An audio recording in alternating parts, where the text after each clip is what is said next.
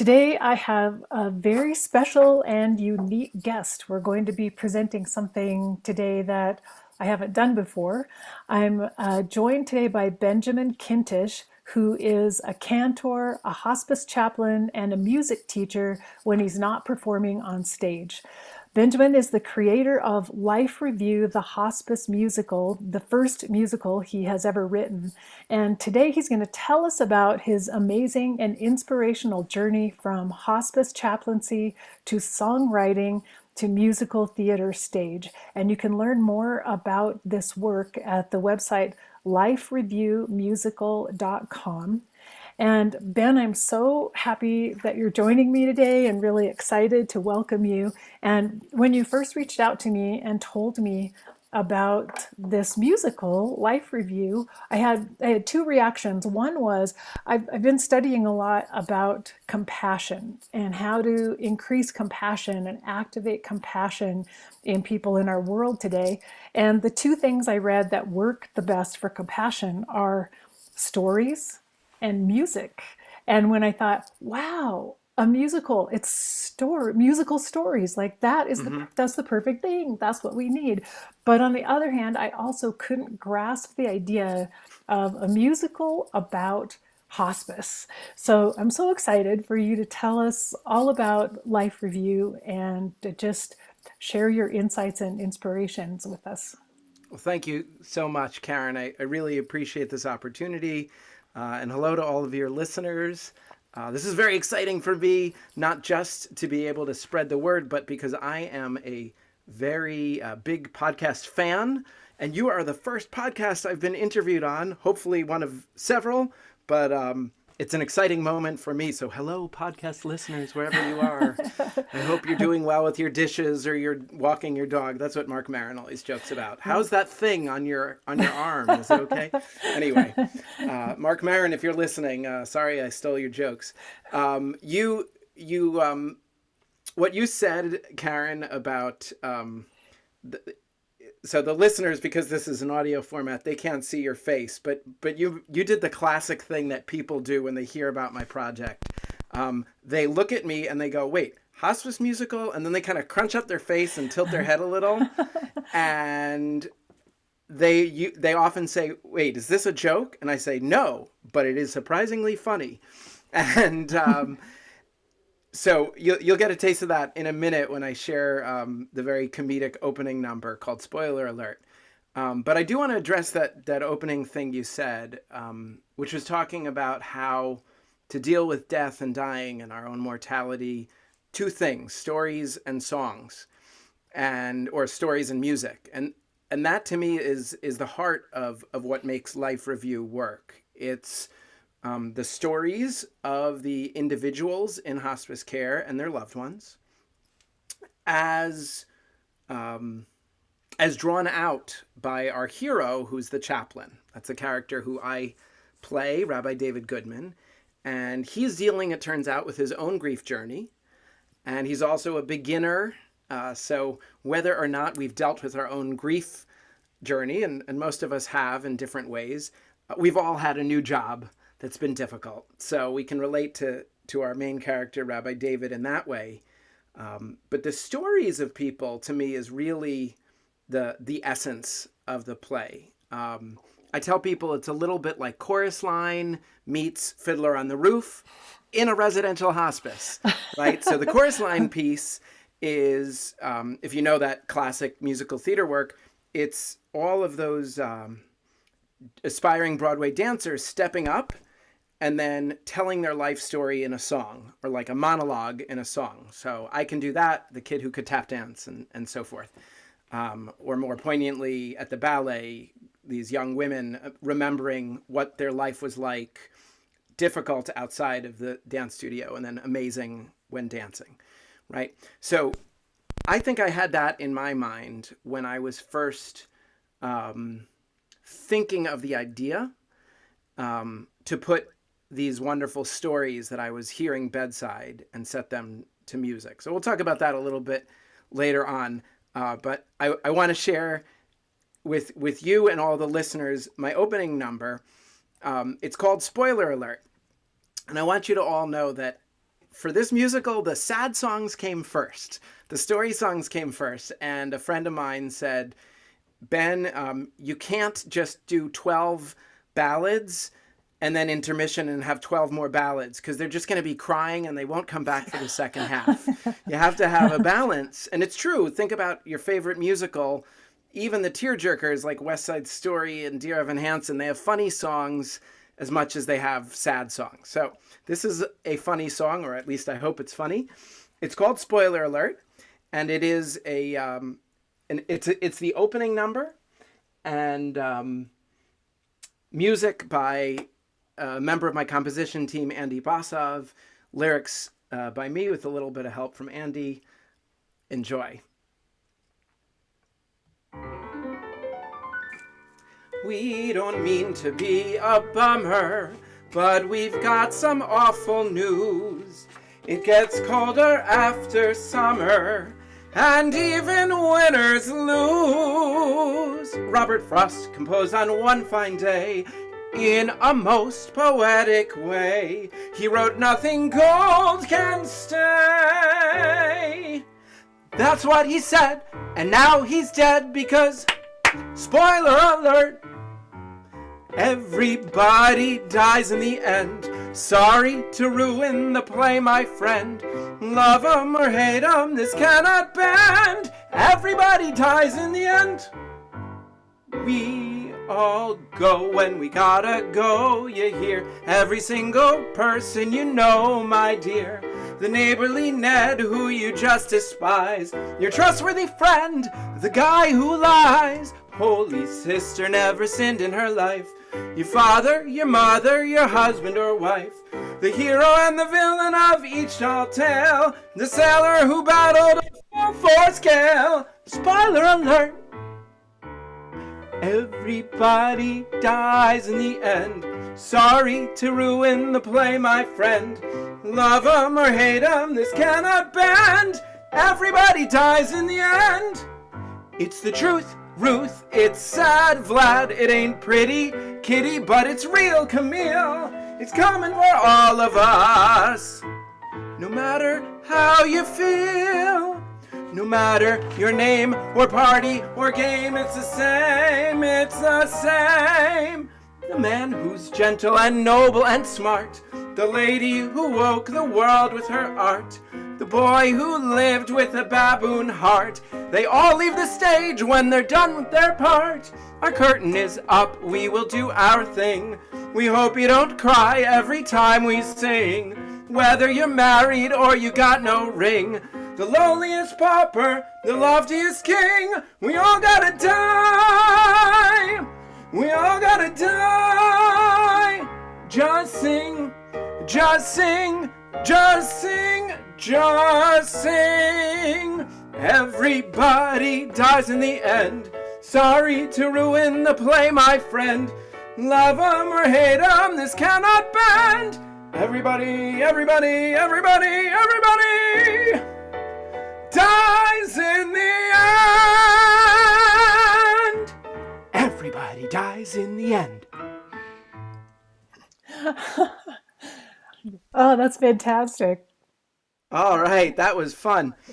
I love forgot it. to yell kick line for the final verse. Yes, we do Oh, a kick line a in the kick opening line. number. Got to do a kick line, right?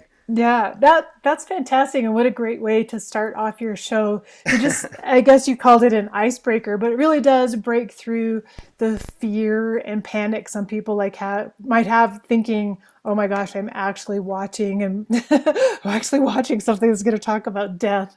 It kind of like breaks through all the tension and helps people laugh. I think that's really wonderful. Well, thanks. And it was fun for me to see your smiling face as I hit some of the punchlines there. And I can tell you that we've performed this work in workshop form twice now, and both times that number killed. And there was a lot of like people kind of covering their face like, am I allowed to laugh at this? And it's like, yes, you are. Why? Because, well, one, it's reality.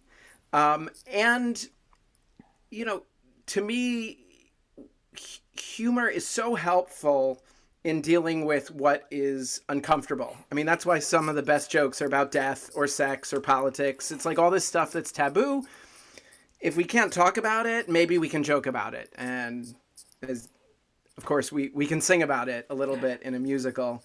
Um, and you're right. There were some people who came into this saying, "I want to see your play, Ben, because I know you," or whatever. But like, that again, that face that you made before.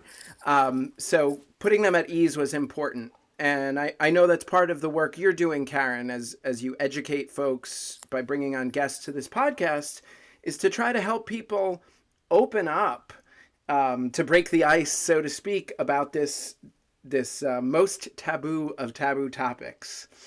And, one of the things I had to learn early on as a hospice doctor when I first started seeing patients, I expected that every visit would be tragic and sad and that the family would be in tears and I would be in tears. That's what I assumed hospice would be about. And I was completely shocked to see how many times I'd walk into a house and the family and the patient were laughing about something and telling jokes and just having a wonderful time together. It took me a while to adjust and actually to figure out, is it okay if I laugh too?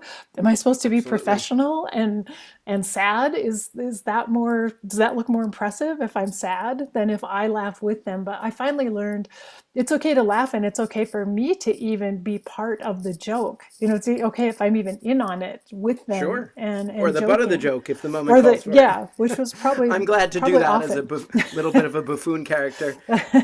I remember, Karen, in my chaplaincy training, one of the things that we learned about was this concept of meet the patient where they are. And that also includes the loved one.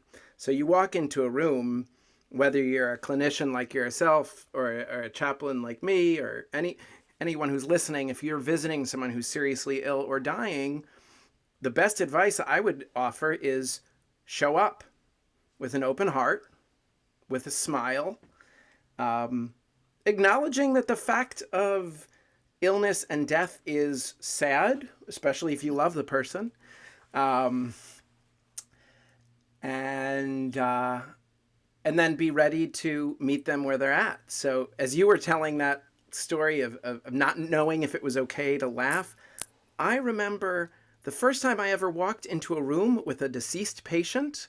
I didn't know he was deceased. He was just very still. You're laughing because it's probably happened to you too. And the family, there was like 4 or 5 people. I think it was an Italian family, so very lively, a lot of gesticulating and laughing. And I said, "How's Mr. So and So doing?" And they're like, "Oh, he died an hour ago," and they just kept laughing, and I was so confused because in my mind I'm like, "Well, how can everyone be laughing? Their dad, husband, whatever just died." And they said, "No, he was always a jokester and he made us funny." And I'll never forget that scene, because other than the fact that there was a cadaver in the room, it was lively, it was fun. And I can tell you that over the years of my various chaplain jobs and internships, I have more happy memories than I do sad memories. Sure, there are particularly poignant moments, when you meet someone whose story is especially tragic, say someone who's younger than expected to die. But in general, especially in the hospice world, because folks have an opportunity to visit and be with their loved one, to exchange these stories, to have some happy moments, listen to some music, look at photos, all that stuff is a way to bring a celebration to a life well lived, well before a funeral. Hmm. And that to me is one of the things that is so special and so holy about the work of hospice care. And maybe that's a little bit of the educational piece of this musical, that it's not like, yes, it's going to be sad. To quote a lyric from the song I just sang you, we hope you don't cry every time we sing. You'll cry a little, but you'll also laugh a lot, because life is funny.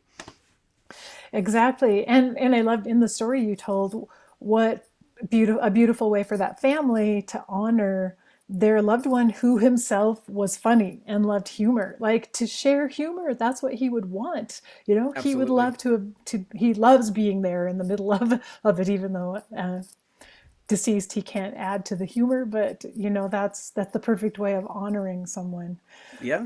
It reminded me of to tell a story on myself, which I haven't thought of for a long time until you said that. But when I was very new at medicine and walked into the a Latino family, and the patriarch of the family was the patient, and he'd been having severe headaches, and he spoke only Spanish. And even though the family would have translated, I thought I knew enough Spanish to converse with him. So I was trying to ask him if he had any pain in his head, dolor en la cabeza, and Hmm. instead I said dolor en la cerveza, beer. And the whole family and the patient, they just erupted in laughter. And I did not know, I still didn't That know is a what very mistake funny I made, but mistake. very Yes, to say, is funny there any mistake. pain Is it in your beer? in your It beer? depends on how And many beers you have, right? at that moment, I was so humiliated. I wanted to crawl out the door, but I became the favorite doctor they'd ever seen in their lives Sure, because you were because the because delightful gringo, because gringa. and because I was willing to be vulnerable, I guess, and make a Yeah, mistake. I tried to speak the language. I made a mistake. And so yeah, it just reminds us that at that time, that's it's all okay. It's all good. You can, if you go in with a good heart and good intentions, it it can go well. absolutely. I love that story, Karen. Thank you for that. And I feel like a lot of times when you have fellow travelers who do this work, we have, even though every individual life is unique and particular, there are things that happen. I was told once that like every funeral you go to brings you to another funeral because it reminds you of the experience you had. And I feel like sometimes if you do a lot of bedside visits, one bedside visit might remind you of another. Um, so that was a great story. I also like how you shined a light on the fact that despite the fact that you are well intentioned and that you have those impressive two letters after your name, MD, that you're not always going to be right. And one of the messages that I hope to bring with this musical is not just to diffuse the fear around dying a little bit, like I try to with the comedy number, but also to help people know that it's when you're visiting folks, it's not really about you. I think folks are so nervous about saying the wrong thing that they often let that fear prevent them from making the visit at end of life care.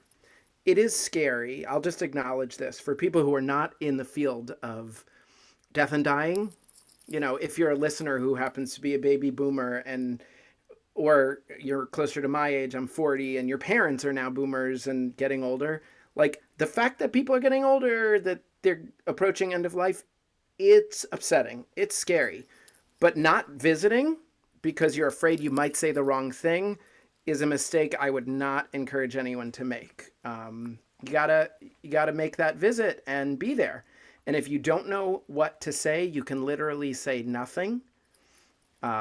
Obviously, visiting is more challenging now in COVID times, but God willing, we'll be done with this soon, and we can visit in that old-fashioned way of sitting and holding hands.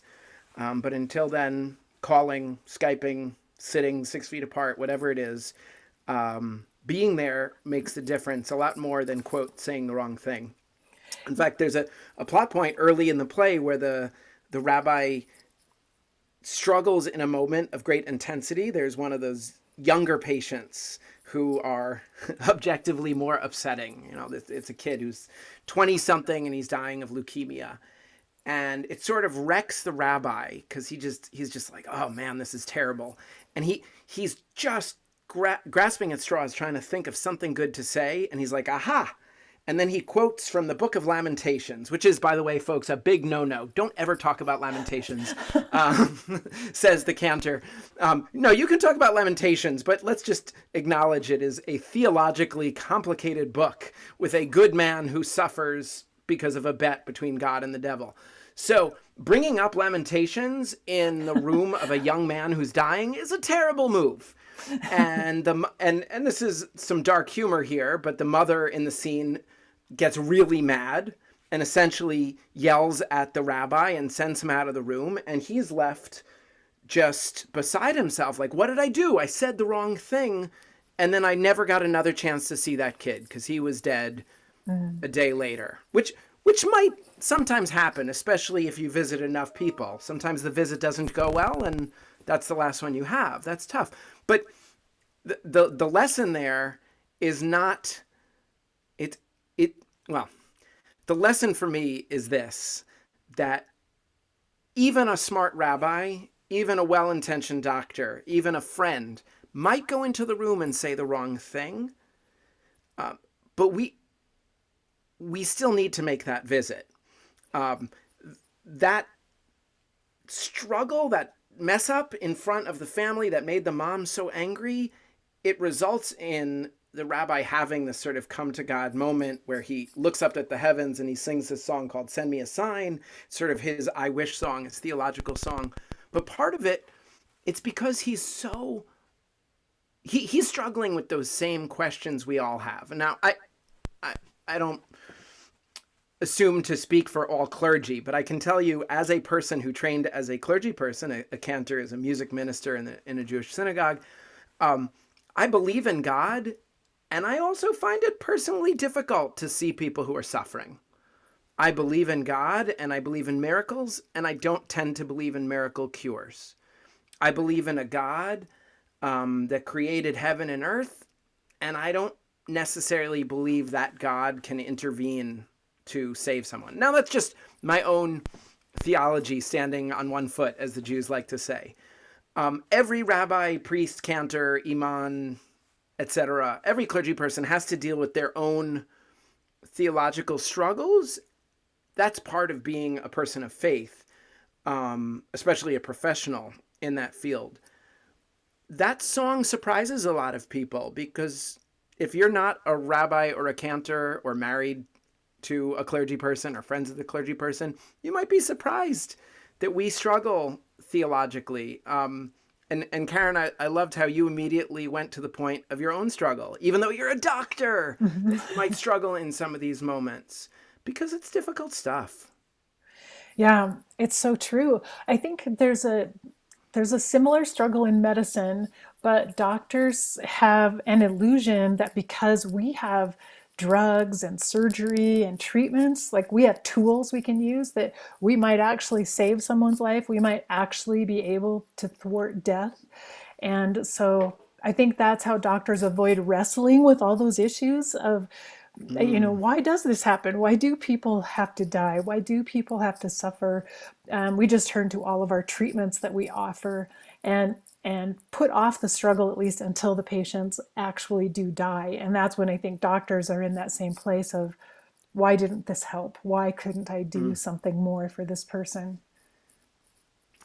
Yeah, thank you for that, Karen. And I think many doctors, and I'm going to even extend it to other care givers, broadly defined, nurses, therapists, counselors, many of us go into this work because we want to help people and maybe on some level to fix them.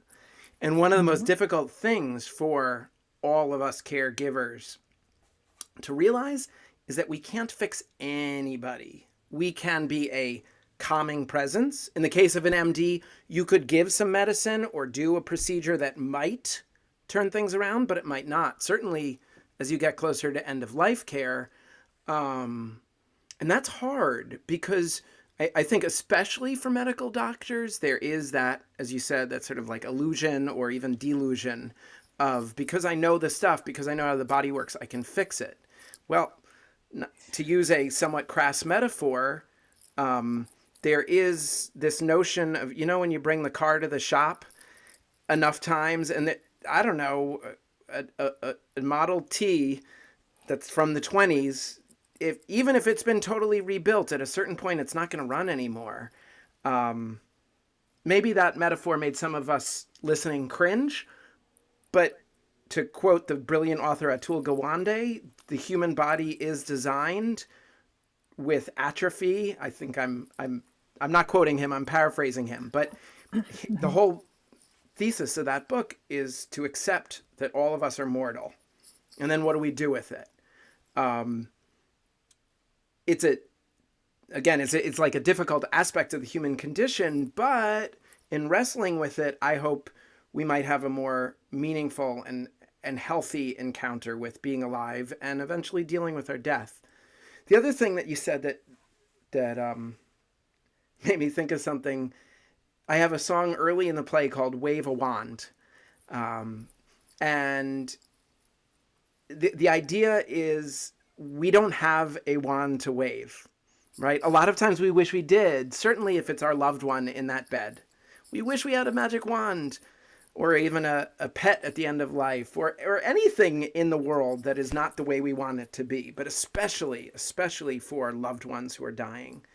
We all wish that we had this magical power, poof, they could become young.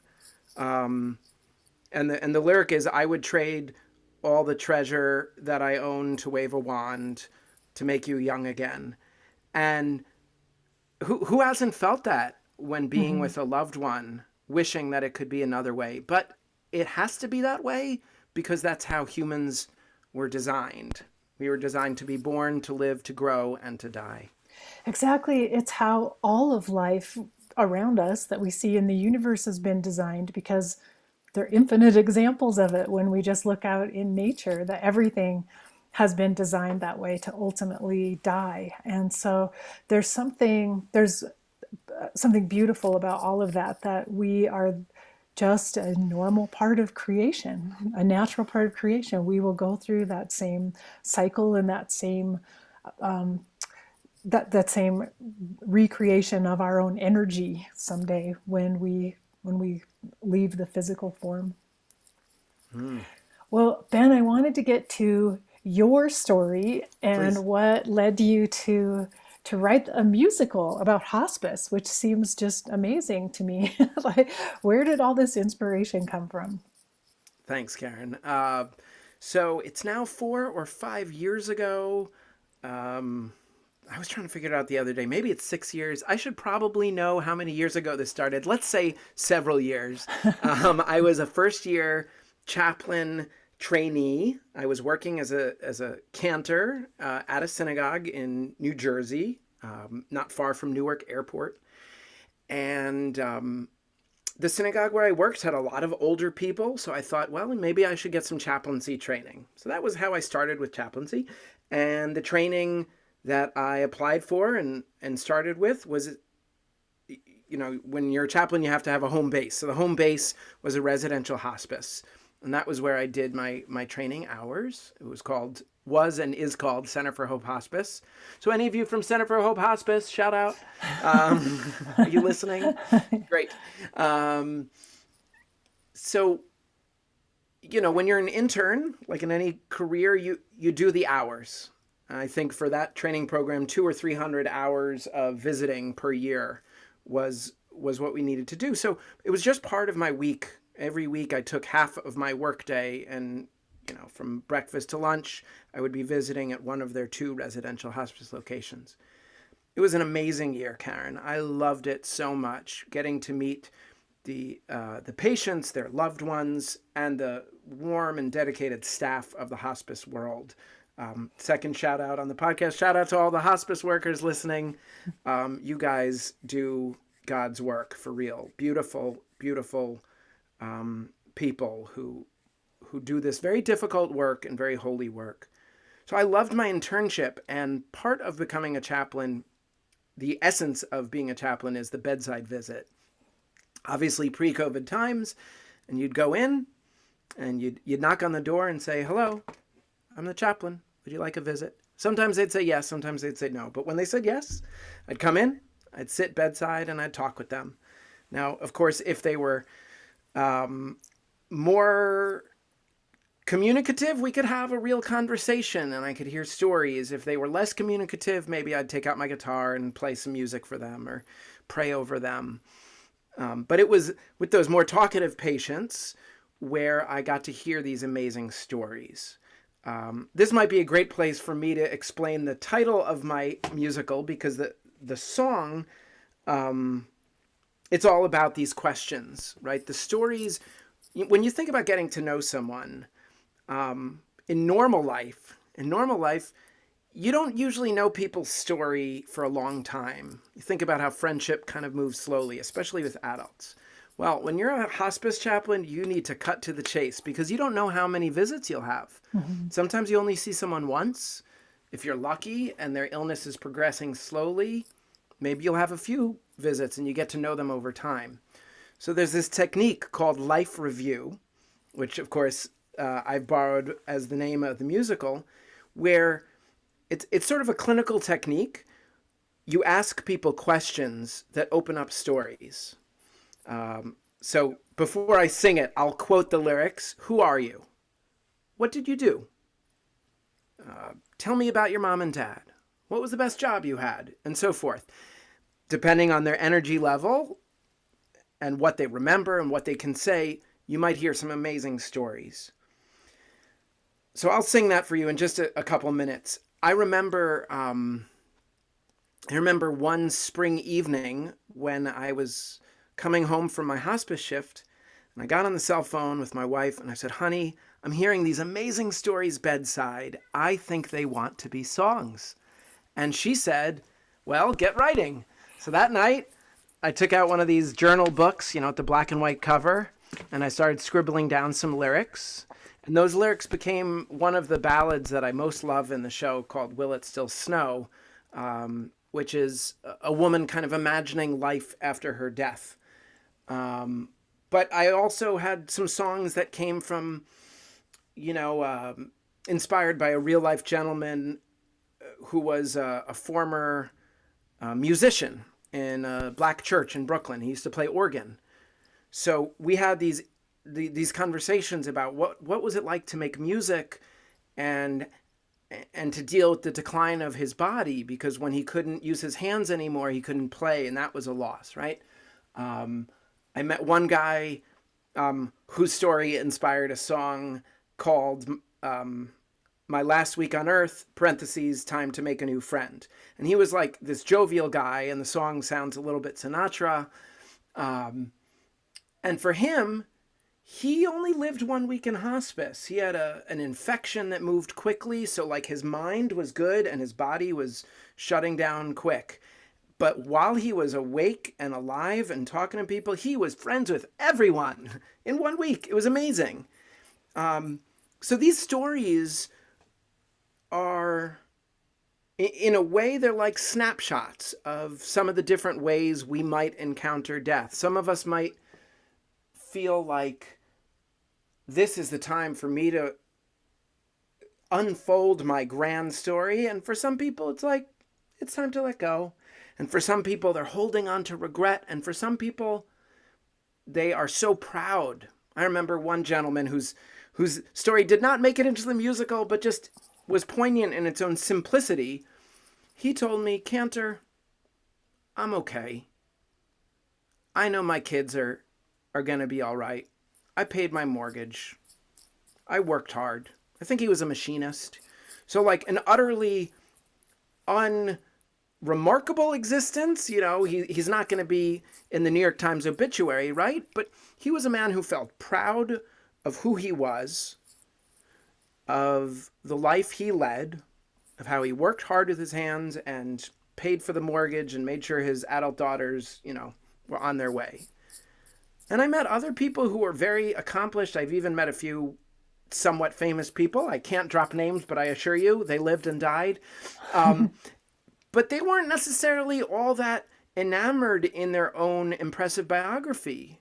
Because, boy, if there's ever been one great equalizer, it is the experience of, spoiler alert, everybody dies in the end. And again, like, part of what makes that song funny is like the loftiest, the lowliest pauper, the loftiest king, the woman who inspired the world with her art, or just the guy who lies to you. Everyone dies. Everyone dies. We have that commonality. And so that became that song. So in a way, the songs, the very, very beginning was really these bedside conversations that became songs. And then once the songs started coming, when I shared them, with some songwriter friends, with a musician friend. I was encouraged. People gave me a real encouraging response, and they said, keep writing, Ben. So I worked with two main composers, Jason Spiewak of New Jersey and Michael Miller of New York. And then later, Andy Bosov contributed some music. He was a music director for the first workshop. Miriam Cook, local here in Maryland, was the music director for the second workshop. So it's been a process. We do have a creative team, and you can certainly learn more about them on the website, lifereviewmusical.com. But that's been a long process. That's 5 or 6 years now. But it all begins with the stories. It really does begin with the stories. And, I know that some people have done this exercise. Perhaps some of your guests have talked about it, about writing your own eulogy. Mm-hmm. Have you heard about this, Karen? Yeah. And in a funny way, doing the life review conversation with a chaplain or a therapist or counselor, it's very therapeutic. For many, it feels like a release. And most importantly, that person in the bed, instead of being just a man or a woman who's dying, who's sick, who's pathetic, instead they become the person who has earned the spotlight. The microphone's on them. We want to hear from them. We want to hear what mattered in their life and what made their life special. Whether it was glamorous or mundane, their life was holy, is holy, and their memory will be holy after they leave this world. Mm-hmm. And that might be a good place to bring in life review. And I encourage all the listeners, as you hear me singing, the neat trick I did with this song is it's in question form, right? So you can think of this song and you could imagine someone else in the scene, or you can imagine yourself having this conversation with a chaplain. How would you answer these questions? So again, life review. The music for this one is by Michael Miller, and I wrote the lyrics.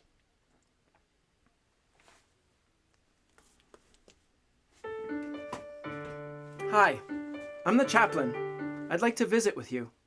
May I join you? Tell me. Who are you?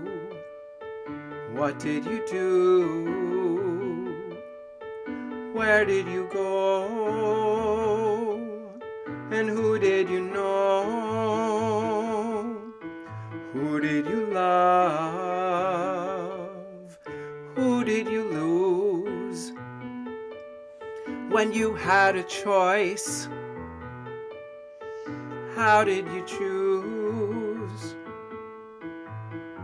So tell me a story, give a glimmer of your glory, how you got to here and now. I am here to hear you now. We are here to hear you now. Life review, sing of joys and heartbreaks. We can hear your voice even as it fades. Life review, through the triumphs and the sorrows, with more yesterdays than tomorrows. Time to do a life review.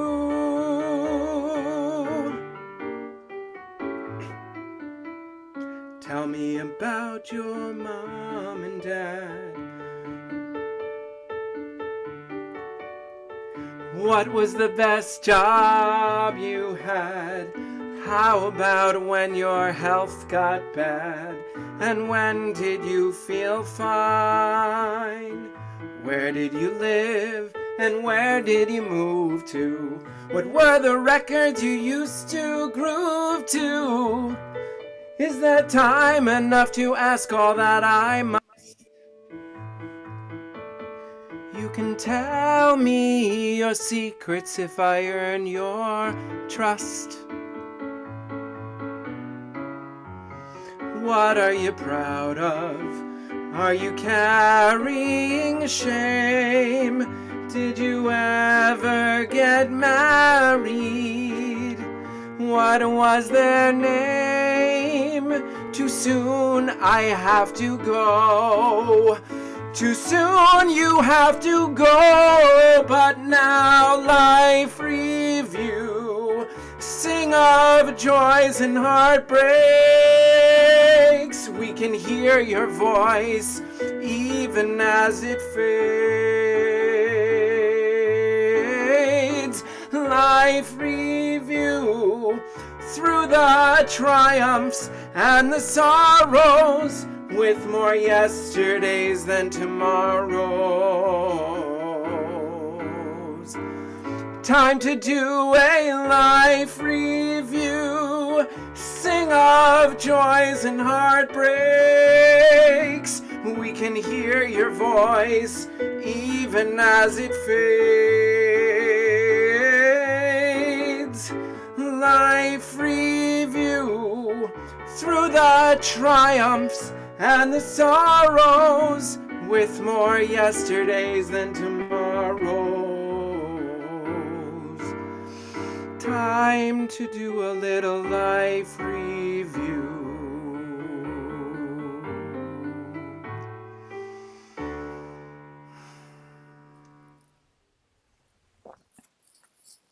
I love it.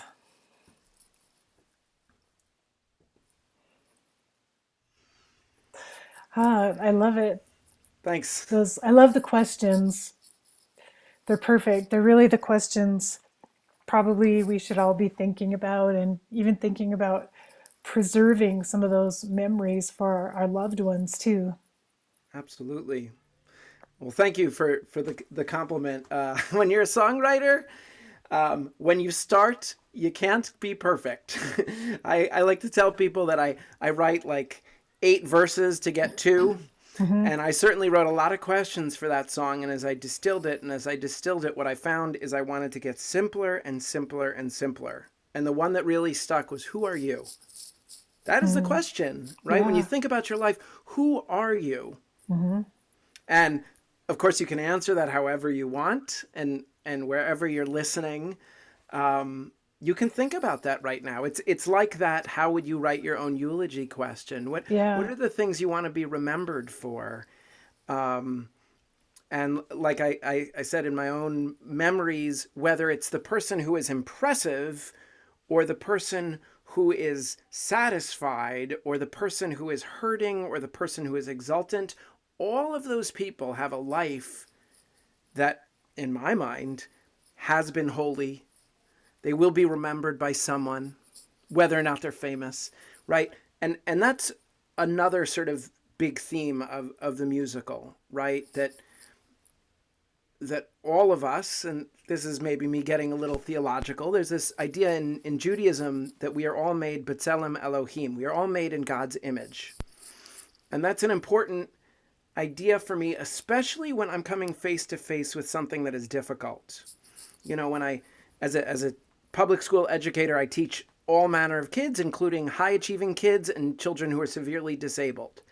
And it's helpful to bring into every encounter, okay, this kid is holy. This kid is a reflection of God. Now, I don't say that out loud in a public school, but it informs my mindset. And certainly when I visit folks in a hospice facility, even because, doctor, dying isn't pretty. The breakdown of the human body is unattractive. Sometimes there's weird smells. I mean, it's not. What's the joke? Dying is not for the faint of heart. Mm-hmm. Um, and but that said, we are still holy. In a different song, I talk about, like, even when you're dying, you are holy. Even when you're broken, you are whole. Mm. And that line is sung by the hospice nurse, who's our representative of the medical team. Thank you, Karen, and all the caregivers. There's a reason why the nurse sings that song, stating the philosophy of hospice, because who better than the nurse to share that she knows that even if you're broken, you're holy. Even though you're broken, you're whole. Mm. Wow, that's beautiful. I love that. And when you're saying dying isn't pretty. I just heard someone say, you know, life is like this. Life isn't pretty, but it is beautiful in its own way. Ooh, And I thought that reminded me of what you were saying. So I wanted to ask a little more please. about the overview of the musical, because I understand the arc of it is really the story of the rabbi who becomes a hospice chaplain. But it Yes, sounds like there are other important characters who recur throughout the musical. So maybe you could just absolutely. tell us a So I'll give little you a bit more. quick and dirty. I don't want to give it Okay. all away. No, no, though, no. though as you may have heard, friends, because of COVID, I'm not currently on Broadway, but maybe in a few years.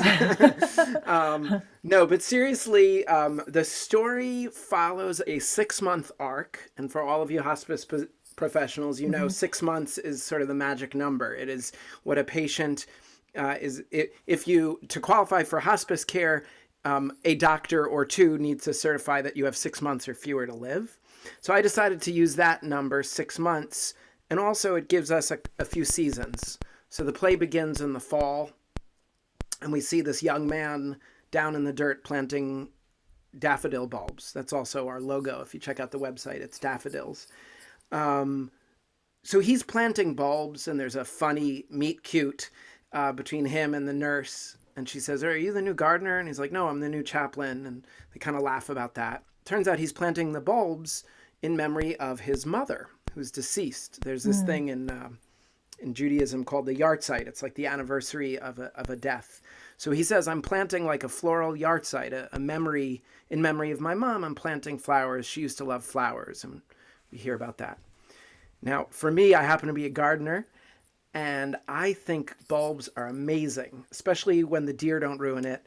But you put the bulbs in the fall, think about it. It looks kind of like a dead onion. And it's like this amazing act of faith to drop the bulb in 6 or 10 inches down and then let it just stay there all winter, and believing that come spring, it will get warm again and the bulb will not just survive, but then flourish and then bloom.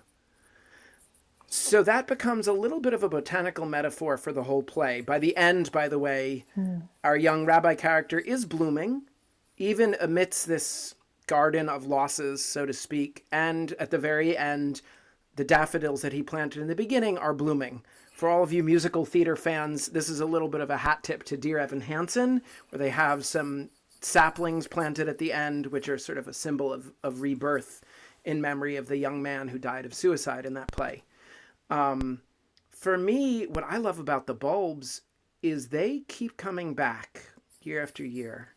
I used to live in New York City, where there's a massive bulb planting program sponsored by the New York City Parks Department. And every year they plant another, I don't know, it's a crazy number, like 500,000 bulbs. And you'd think they'd run out of space by now, but nope. And every year there's more and more daffodils coming up in New York and many cities like it. When you plant that bulb, it's like you're putting out there into the world a future memory. When you live your life in a way that is beautiful and loving, that has meaningful relationships, it's sort of the only way, other than becoming a famous celebrity artist type, that you can try to beat your mortality. You become immortal in a certain way by sharing your life with others and creating beautiful memories and stories. So that was a little bit of philosophizing about the metaphor, the flower. Beginning, he is stumbling, he is clumsy, he's not very good at being a chaplain, but he's trying. He's also struggling with his own private grief. As he gets to know the nurse, the voice of wisdom, which is appropriate. Again, shout out to nurses. She teaches him about the ways of hospice, about the blessings that we can bring, being with people, not fixing them.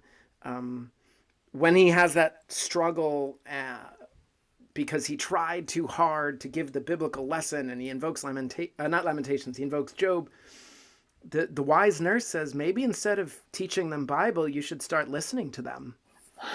And that Perfect. and that's what cues the song Life Review. So instead of sermonizing, which is a classic mistake of clergy of every type, people don't want a sermon bedside. They want a hand to hold, maybe a song, maybe a joke, but they don't want a sermon.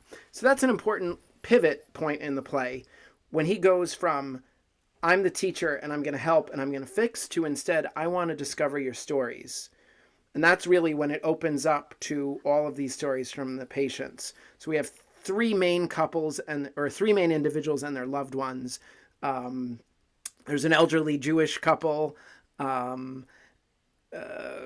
the Moskowitzes, Murray and Minnie Moskowitz, a lot of M's there. And there's the elderly African-American man who is Leroy Washington. He's 102 and his baby sister is 93. And he always teases her about being the young one, and they have a lot of fun together. He becomes the chaplain character's friend, and the most moving, sad moment in the play is when Leroy dies and Rabbi David is with him, sort of singing him to sleep, this poignant song called Lullaby, to rest in peace.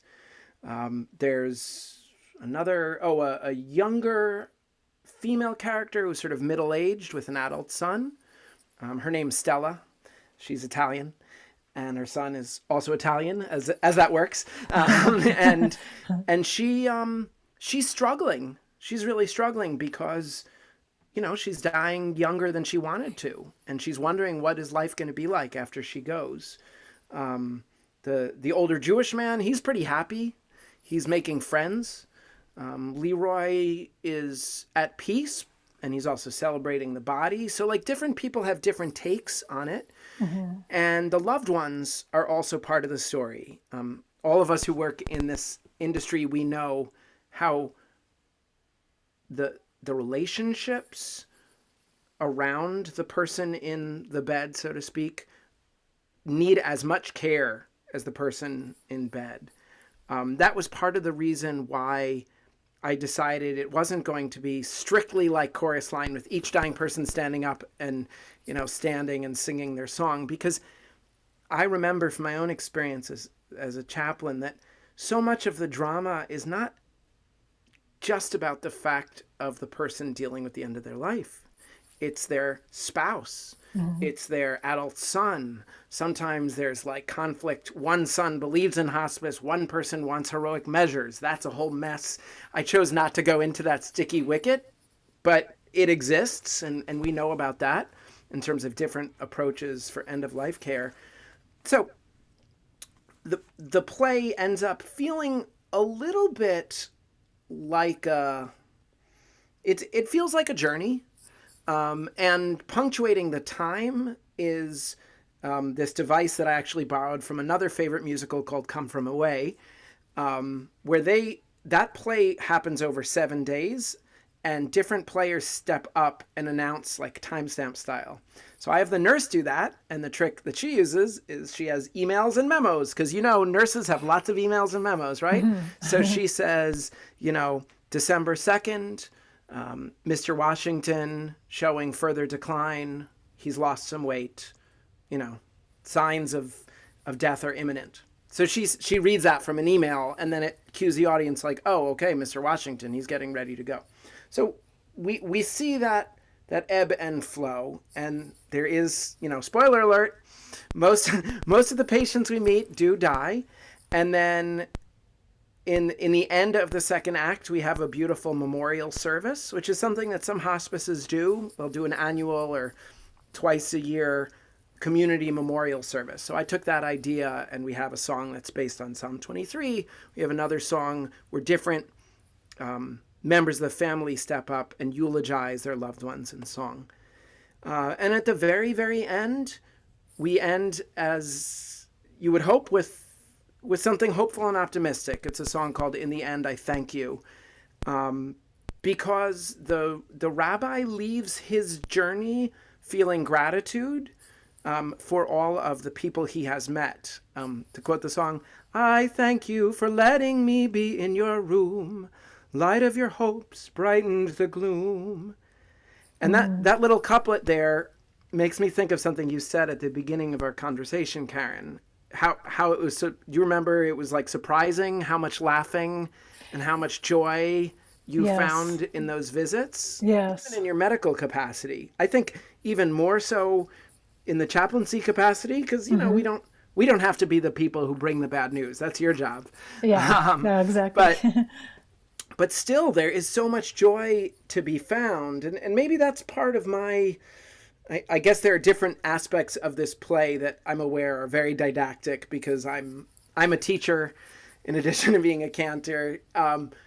But I guess one of those messages of the play is not just, spoiler alert, everyone dies in the end, but that there's so much joy in the arc of life, including the final act.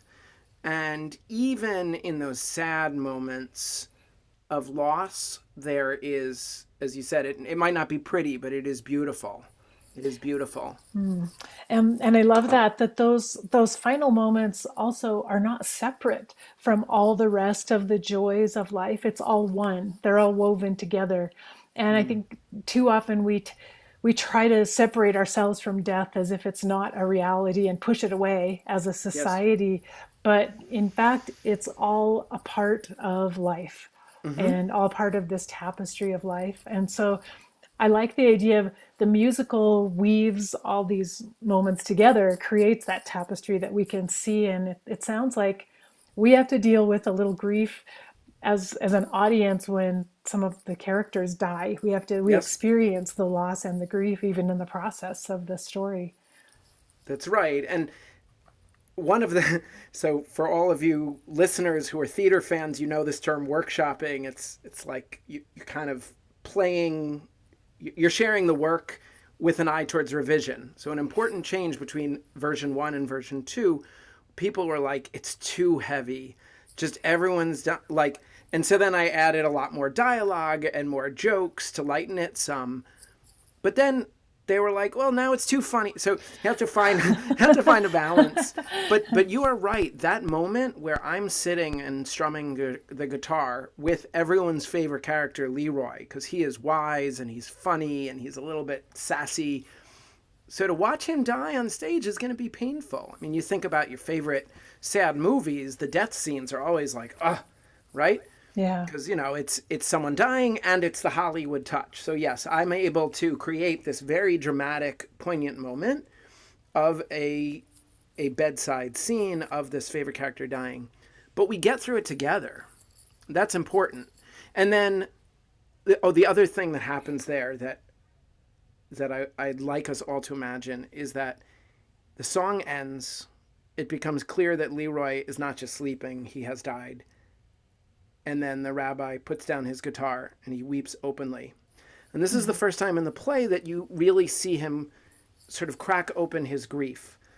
We were talking earlier, Karen, about how as clinicians or visitors, sometimes we experience this amazing range of emotions. We are not automatons. We don't just serious doctor, holy chaplain, right? We are people with a heart beating in our chest. So all of us, whether we are end of life professionals or just people who are a little older than they used to be, we all encounter this moment. And as you said, as an audience, we sit through it and we go through this death together. But then we also get to go to a memorial service that is at once sad and uplifting. When I think about the people in my life who I have loved and lost, now I'm a relatively young guy, so most of my close family members, thank God, are still alive. But I've lost some loved ones. I had a friend from college who died by suicide. I had a different friend with a degenerative disease. He had muscular dystrophy, so he died in his 30s, and I officiated at his funeral, and that wrecked me.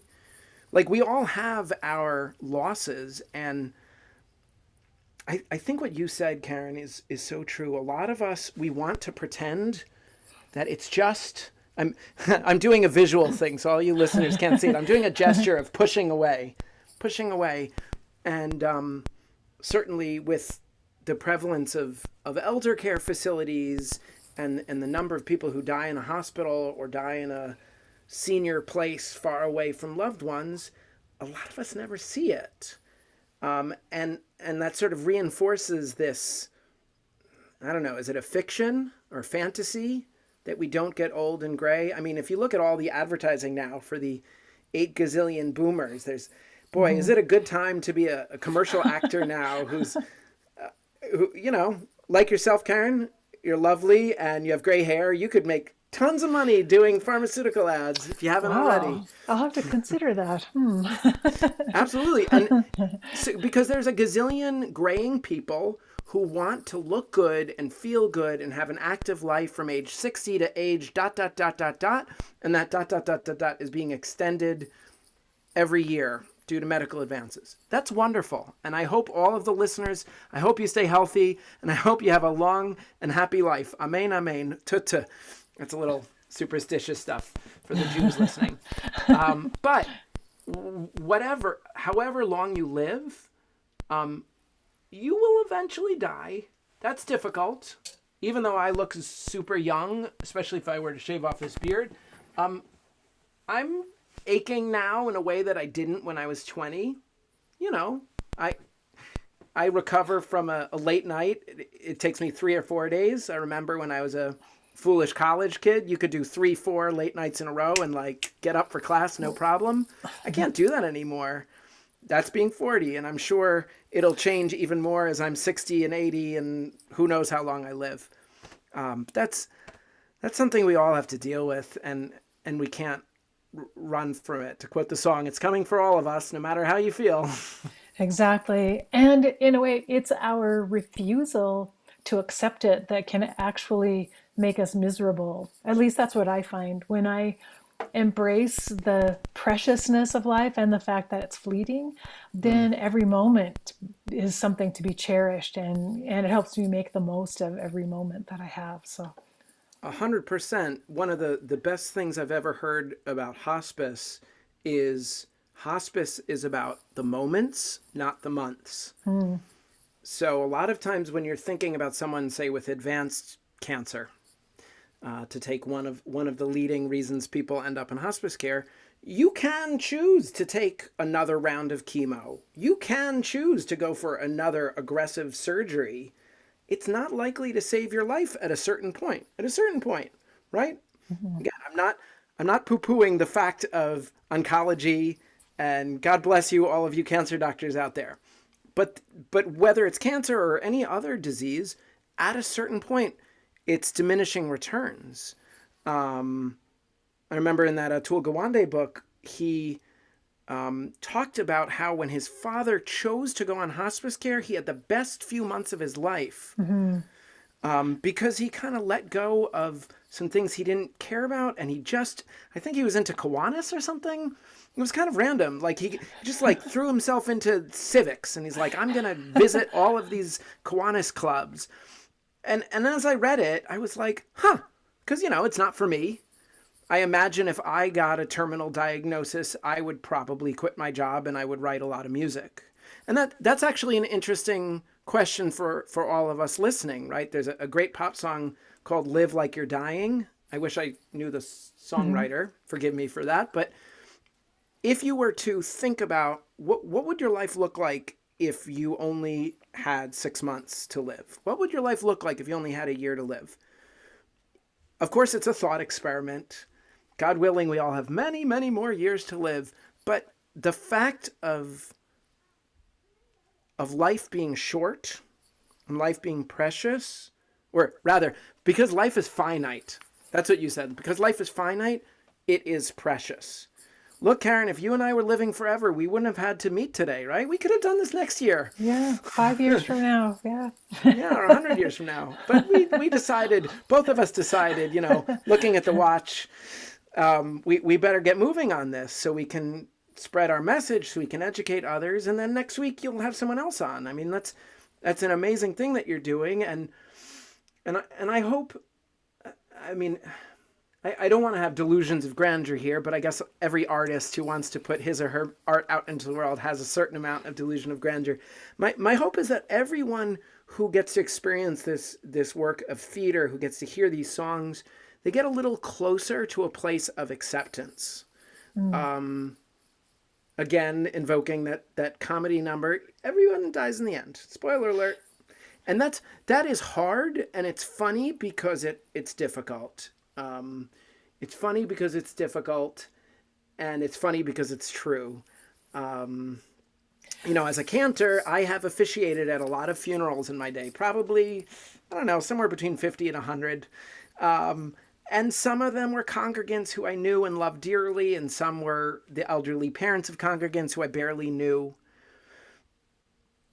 But I knew for each of those funerals, that was an important moment for all those loved ones, and I was honored to be part of it. When I think about my chaplain journey, I have been honored to be with people at the end of their life. And it has helped me kind of open my eyes to the miracle of being young, or the miracle of having more days ahead of me than those who are dying. I'm not gonna be disingenuous here, Karen, and say that every day is puppies and rainbows because I was a hospice chaplain. That would be going too far. But I can say that having a healthy understanding of life and death certainly helps me to sort of embrace the life that I have while I have it. And I hope that those who might experience Life Review, the hospice musical, might be changed just a little bit in that way. And I think that is the worthiest goal that we can have for anything that we put out there is, can we just touch a few people's hearts? And as I said at the beginning, what I've been reading is stories and songs are the two most powerful ways to open people and to touch them and to get a message through. And so what better than a musical about hospice? So, Ben, tell us a little bit what's next for the musical. I know from COVID, it probably isn't being performed, at least face to face in person anywhere. But what are your next steps and your goals? Well, thanks for asking, Karen. Yes, you acknowledge that big bad truth that for everyone who wants to perform live in public, it is not an easy time. So for all of my theater people and musicians out there, I feel you. It is difficult. Here's the thing. We had the two workshops I mentioned earlier. The second one, it was standing room only, over 250 people packed in the room. That was January of last year. Oh, wow. February, I was making moves. I was talking to people, arranging my next performance. And then March 1st, I heard about this thing on the news called COVID. Oh, it's out west. And then by March 5th, the state of Maryland, and I guess probably the whole country, was sort of on lockdown. Boom. So that was difficult. And I know that was difficult for everyone who has been trying to create and put something out in the world at a time when the world is not gathering in public. So what does that mean for us now? Instead of going on tour, we are doing a virtual tour. We launched it this January. If you're on Instagram, my handle is @LifeReviewMusical. I'd be delighted for you to follow. I mentioned the website before, lifereviewmusical.com. You can see a trailer with some footage from our recent workshop last year, and you can hear more about the story. This virtual tour, it is delightful and strange and exciting and just, all the aspects of life, right? So I've had the pleasure of performing these songs and answering questions to two different drama clubs, one at the middle school where I teach chorus and one at the high school down the street. So that was exciting to kind of share the behind the scenes for how you create a play. The main thing that I'm doing now, though, is in addition to the educational presentations, we have a virtual cabaret style show. It's called Life Review Stories and Songs, or Life Review, the Hospice Musical, Stories and Songs. It's a lot of words, I know. So for any of you out there listening who are interested in learning more, you can certainly be in touch with the website via the website. It's a 45-minute live show with me singing, sort of a one-man show, singing 8 musical highlights, including the 2 songs you heard today and 6 others. 2 of them I accompany myself on guitar. And there's narration in between, kind of like a cabaret show, telling the stories. So we've done this performance now twice for a large synagogue audience and a big elder care community where they piped it through the TVs. in the whole facility. So that was great. That happened a few weeks ago. And what I'm hearing from people is that even though it doesn't look like a musical in the conventional form, you know, you can't see the kick line. You have to imagine it. You can't see me planting the daffodils. You have to use your imagination. But people are telling me that they're really moved by the story, the music and the lyrics that are so poetic are really impactful to people. And here's where I'm going to invoke that daffodil metaphor again. Right now, this virtual tour is a little bit like planting those daffodil bulbs. I was going to I'm not say sure that. what's going to happen in the Yeah. future. I think all of us who have been at home for too many months, oh my God, it's a year now. I think all of us have been hoping for an eventual return to something. And certainly for my play, I do hope that some of these virtual gigs will lead to real life gigs in the future. In fact, I can't say the name, but one of the largest synagogues in the region, they met with me virtually, of course, and they're like, you know, Cantor, this sounds really interesting. I don't think it's going to work. And I said, oh, and I was all defeated. But they said, but can we book you now for a year from now? And I was like, yes, please. So that was exciting.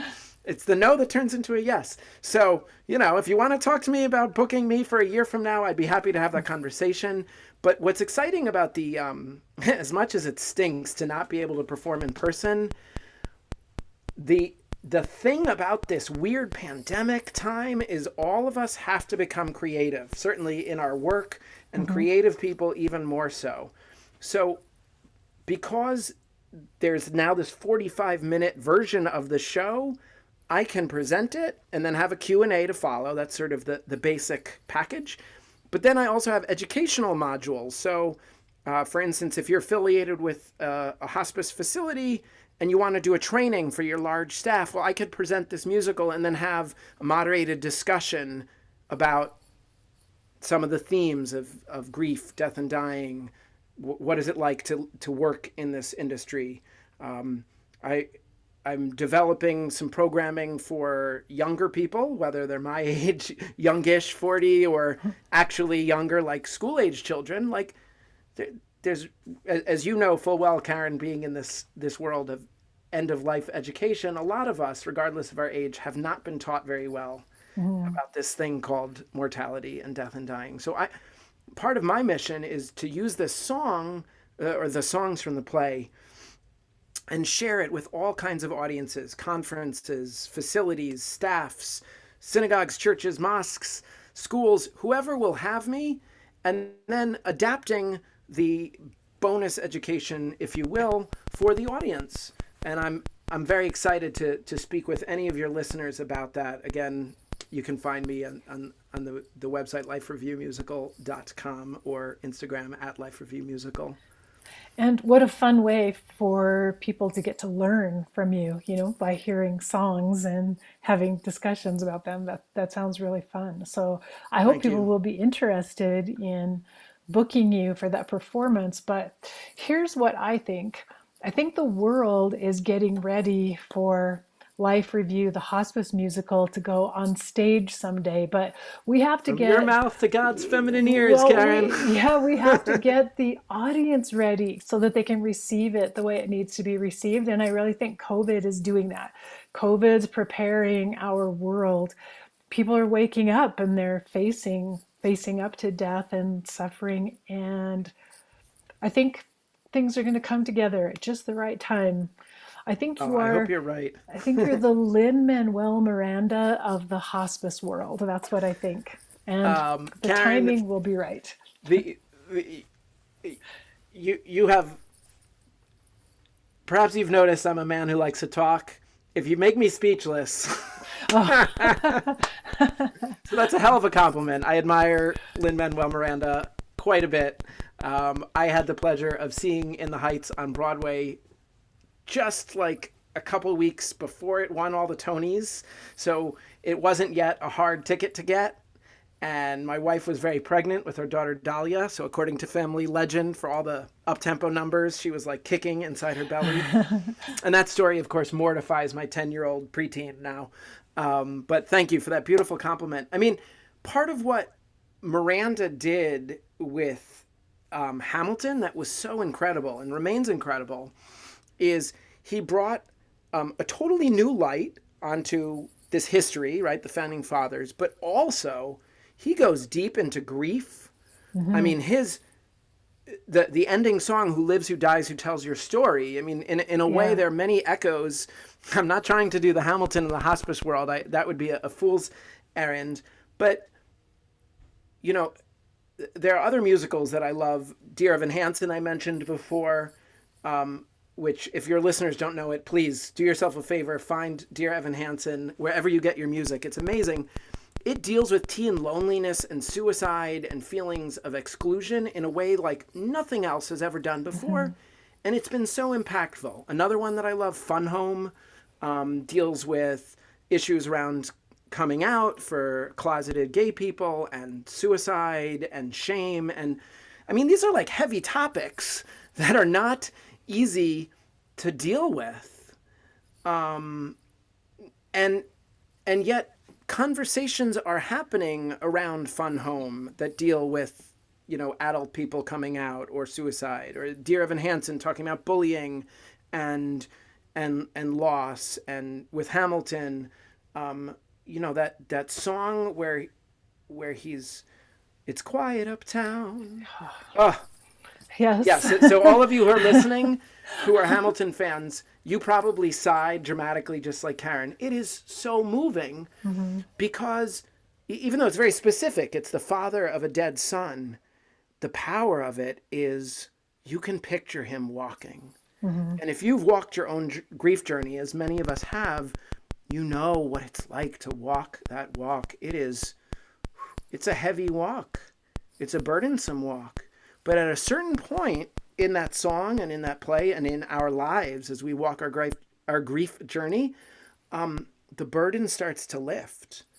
And the heaviness, you know, the pain of loss never fully disappears, but it sort of changes a bit, where it's not just the heartbreak anymore. It becomes more, instead of just about the end, it becomes about the life that was lived up until that end, right? Yeah. It becomes not about the tragedy of Hamilton's young son dying, but like, what a beautiful life that young man had. That's another thing that I hope all of us can find as we deal with our grief journeys. I know not everyone listening will get to see my play on stage. Well, maybe if you all came, I would get a big enough house for you. So please, no, but all joking aside, whether or not you ever get involved with Life Review, the Hospice Musical, guarantee something. You will lose someone you love. In fact, if you live long enough, you will lose a lot of people you love. So we all need to deal with not just our own mortality, but the mortality of those we love and those we care about.